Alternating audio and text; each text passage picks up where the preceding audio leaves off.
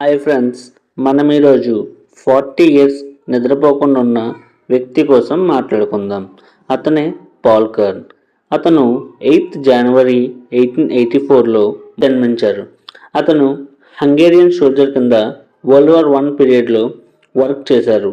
హెడ్కి bullet తగలడం వల్ల frontal lobe damage అయ్యింది. అతన్ని లెంబర్గ్ అనే హాస్పిటల్లో ట్రీట్మెంట్ చేశారు. అతను 3 వీక్స్ కోమాలో ఉన్నారు.